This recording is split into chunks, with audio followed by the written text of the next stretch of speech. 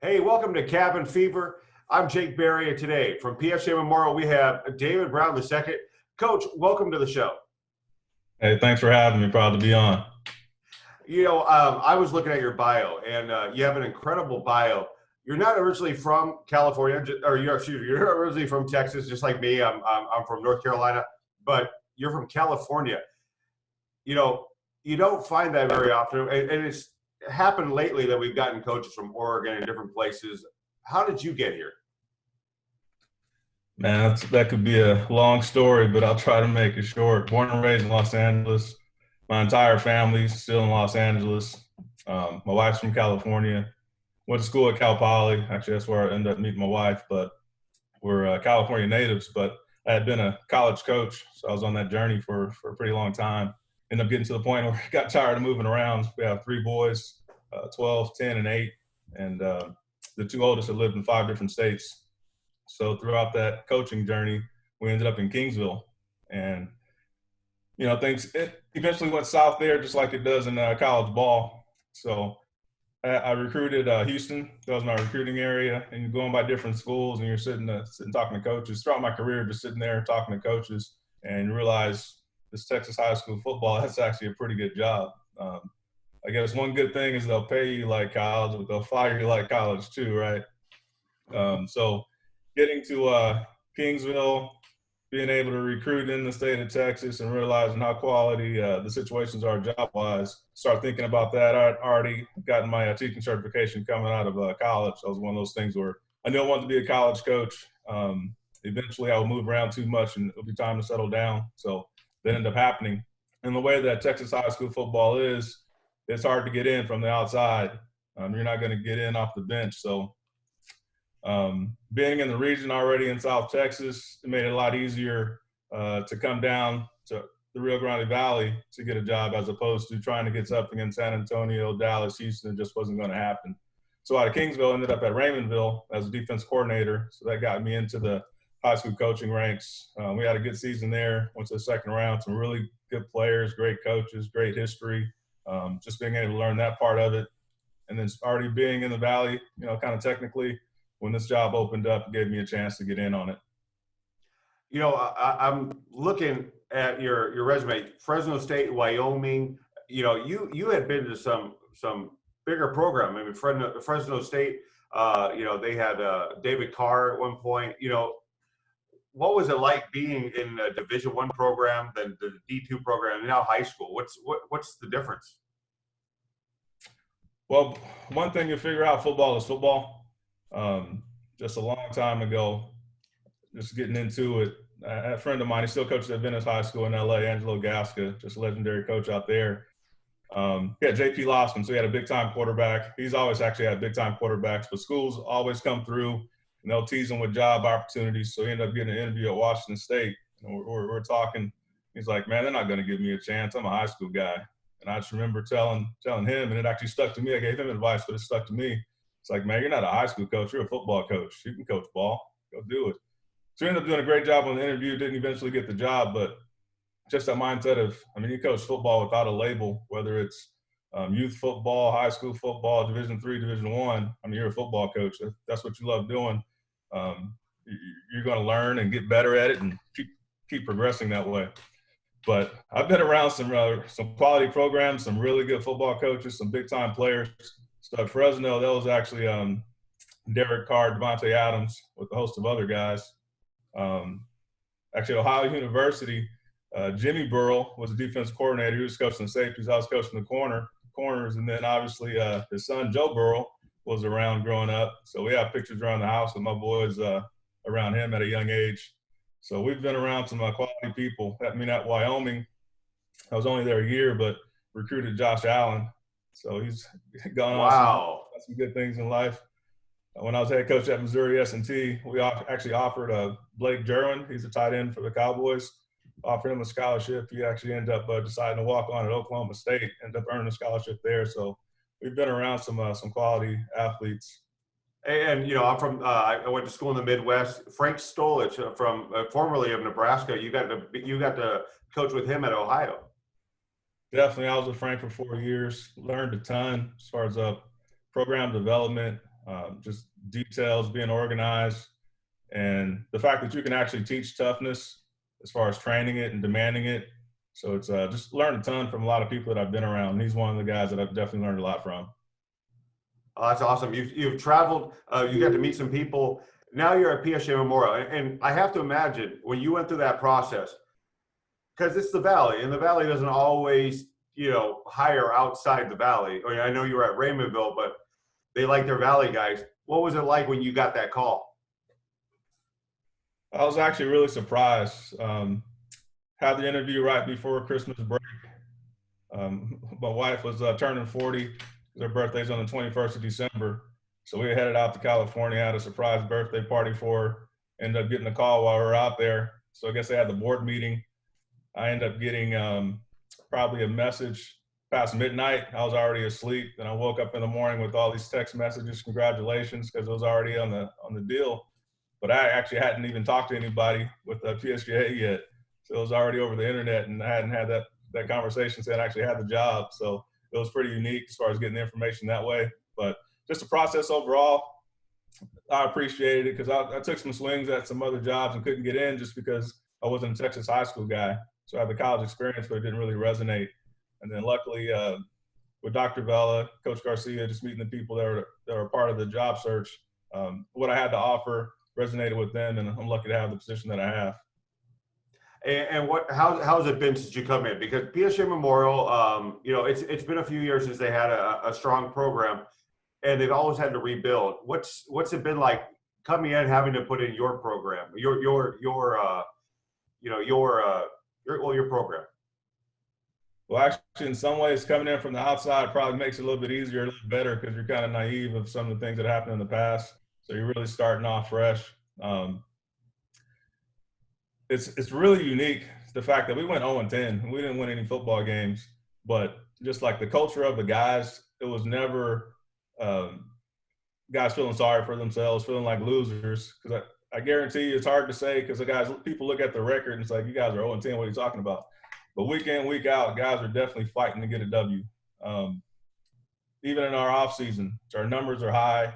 As far as the percentage of guys that didn't finish the season, that's really low. So typically, if you're going 0-10, not winning the football game, you have guys turning in equipment left and right come Monday, but it really wasn't like that. So we have a bunch of kids that are pushing towards that common goal. Just like any high school program across the state, you're trying to get those multi-sport athletes. So we're getting those basketball players trying to come out. And really that our first year, we're there in the spring. A lot of folks around campus, as far as the student athletes, I mean, they see us and see how we're interacting with kids, and it's like, hey, coaches seem like they care about us. They're pretty cool. They really didn't bite the bait. So going through the season, just more and more of those basketball guys, they're on the rails after the game. It's like, Coach, I'm going to play for you next year. And I'm thinking to myself, why aren't you playing for me now? But we're going to have a lot of those guys come out, and it's really going to help us. That's good. And how's it been with the early exit from spring ball? You're not able to work your guys out. What's that been like for you guys? Well, it's challenging for everybody. In some ways, it could be tougher for us because we are trying to get some of those better athletes on campus that haven't played football to come out. So to be honest with you, it's not the spring ball part as much as the fact that the 7-on-7 is not going to be there. So a lot of those guys that hadn't played football since middle school, just going out there banging, doing spring ball, probably wasn't going to sell them. But you get that basketball guy, the track guy, the soccer guy, you get them in 7-on-7, they're out there catching balls, having fun. Now it's a little bit easier to get those guys to show up in August.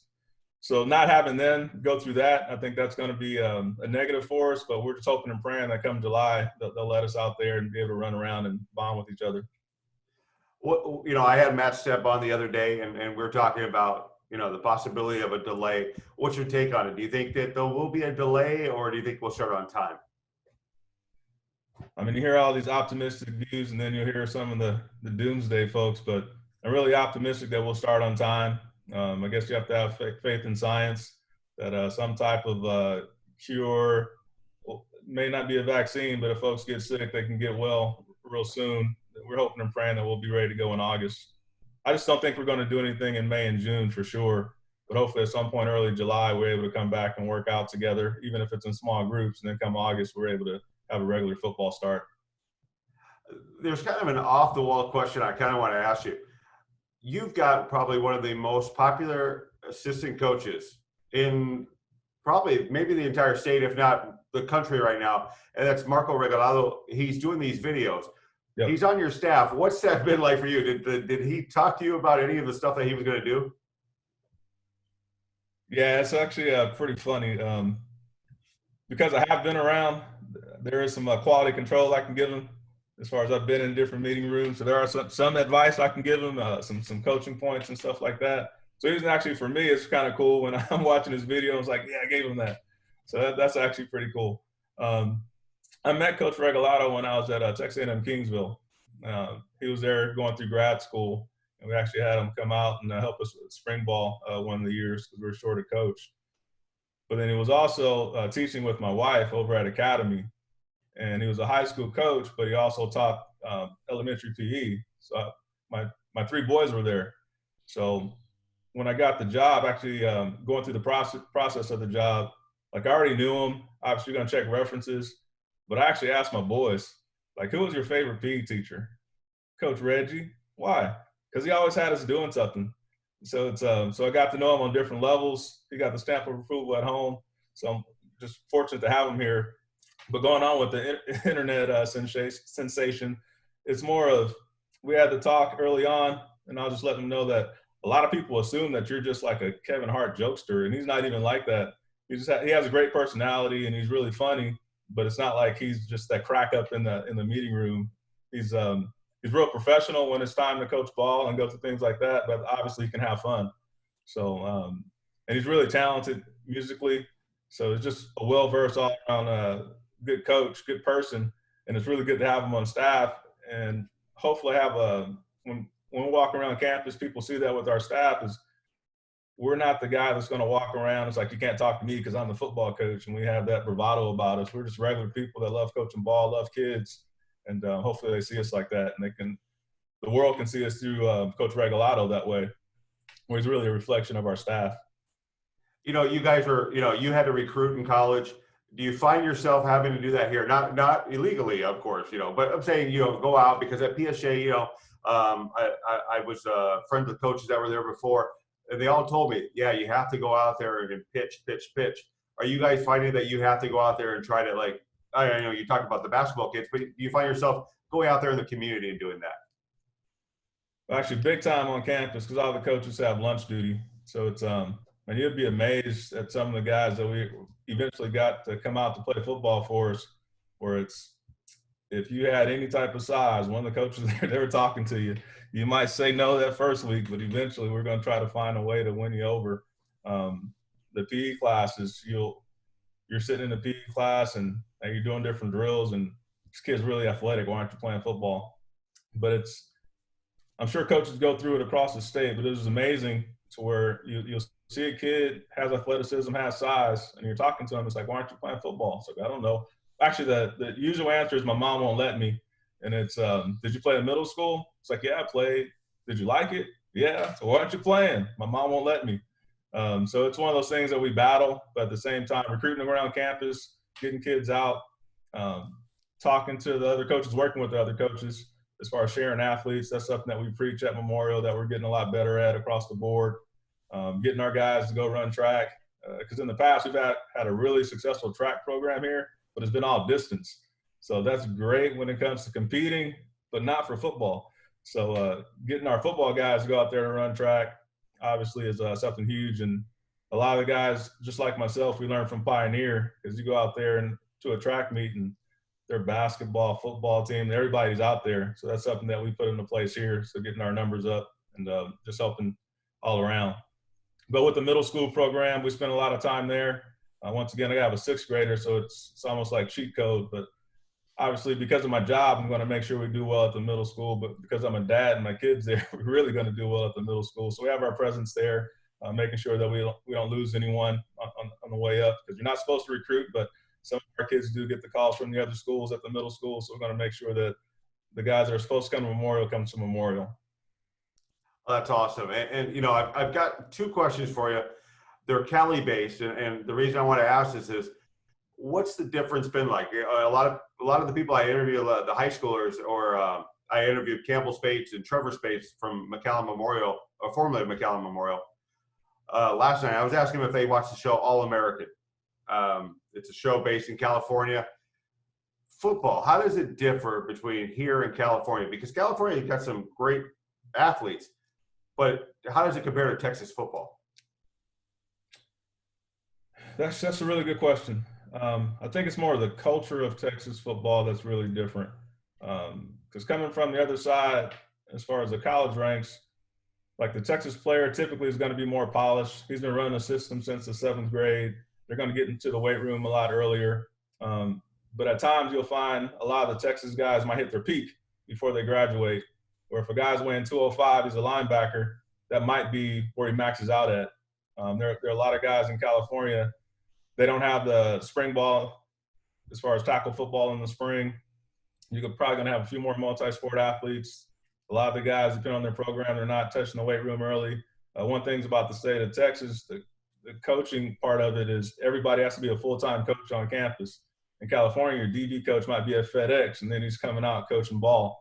So you have a more polished athlete in the state of Texas, but in sometimes California-wise, the ceiling might be a little bit higher for some of those guys. Now, have you had a chance to see that show All American on Netflix? I haven't yet, but it sounds like something I definitely gotta watch. Yeah, I was asking because the football is not like Friday Night Lights. It's a little, how do I say? It's more Hollywood than it is realistic. But that's why I wanted to ask you because I have a nephew that is from California, plays at Boise State. For the life of me, I couldn't remember. And I always wonder what's the difference because there's a lot of prep schools in California, not so much in Texas that you have to that are big recruiting hubs. Now, I will say this: since both states are huge, but there are certain parts of California that are really similar to a lot of parts of Texas. So as far as the Central Valley, the Fresno area is really similar to a lot of parts of Texas where you're going to have a similar kid. What I mean by that is, like, I grew up in LA and I went to a high school on the coast. So Westchester High School, big basketball school. So if you're out at practice, you got a coastal breeze at 75.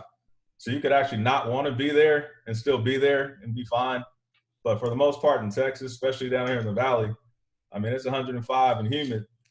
And if you really don't want to be out there, it's pretty easy to go home and sit in the air conditioning where it's so to play football in the state of Texas in most places, it's going to be hot and humid. And to be out there, you got to want to be out there. For the most part, it's not because, hey, my dad or my uncle or mom, they want me to be out there. It's you truly have to want to be out there to deal with it. There are a lot of parts of California, even where I grew up, South Central LA, the weather isn't bad. I mean, it's beautiful weather, so you can suck it up. But parts of California, especially that Central Valley, it's similar, man. It's 100 degrees. It's hot. It might be dry heat, but hot is hot. And to be out there, you got to want to be out there. You got to want it. So it's I think you get that in the Valley where the kids are playing football. They want to be out there because they could easily be doing something else. Well, Coach, I know you want to be out here because, this is one of these programs where if you make your mark here at PSJA Memorial, you pretty much, you're writing your ticket, whenever you want to go somewhere else. I mean, it's a great experience too. I've had friends that have coached over at PSJA Memorial. It's a great place to be. It is, man. It's interesting. I was in the Valley. The Valley is so good that people don't want to leave the Valley. So for all the students, right, that have ability to go on and play ball, it's like they just don't want to leave. So that means there's something about the Valley, even coaching-wise, where people have success, but it's not like they're looking to go to San Antonio or to go somewhere else. They just enjoy being here in the Valley. So that's something that really hits me. We like our neighborhood, like where we live. School district's awesome. Dr. Bella, our principal, is really supportive. And then having an athletic director like Coach Garcia and then Coach Rios as his assistant that been long-time successful coaches down here in the Valley. You can learn from them. So we're in a good situation, but obviously we have to win some games.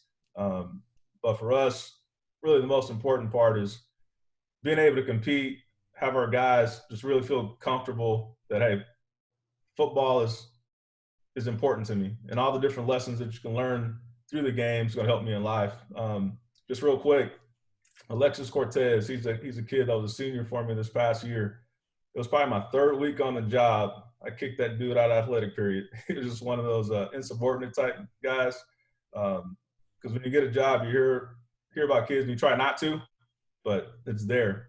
But he was just one of those guys who had to make that decision, man, you're out of here.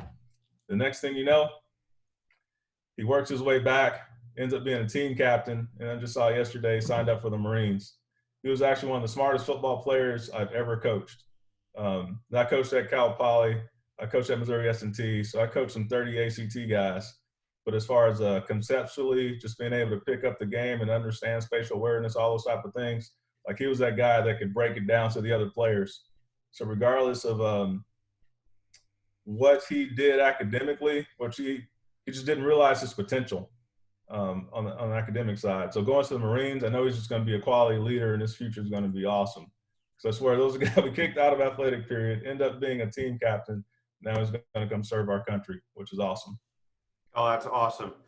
Coach, I appreciate you taking the time, and it's good to meet you because, I've been out of the game for a while. I'm trying to get back into it, and I really appreciate getting the chance to interview you today. Thanks, man. It looks like we have the same barber, so quarantine's treating us all right. I know.